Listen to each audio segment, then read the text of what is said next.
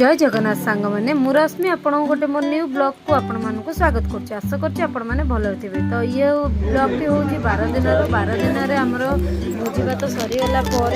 आमर 2-3 बेले चलता कौन ना आम भागवत पढ़ा और ये कीर्तनिया भाई मैंने आसी जाते कीर्तन करने देन सी बहुत सुंदर भाव कीर्तन टी करदे आपण मैंने कीर्तन टी देखो केते सुंदर लगुच।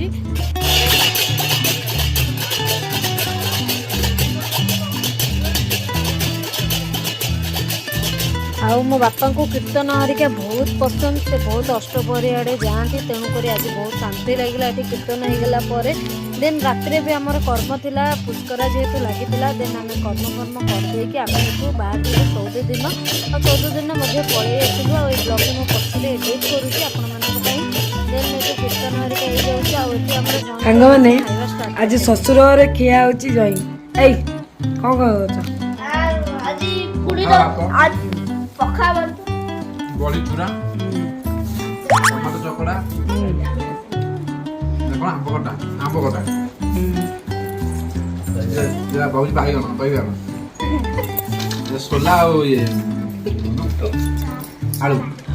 किए करी लुण पियाज किए करी किए जेहेतु ससुर ये लास्ट भोजन थिला तो जई पुआ को बहुत बढ़िया से खाଇବା ପିବାକୁ दिगला। तो यहाँ मोर बापर शेष वीडियो थिला रही। जय जगन्नाथ।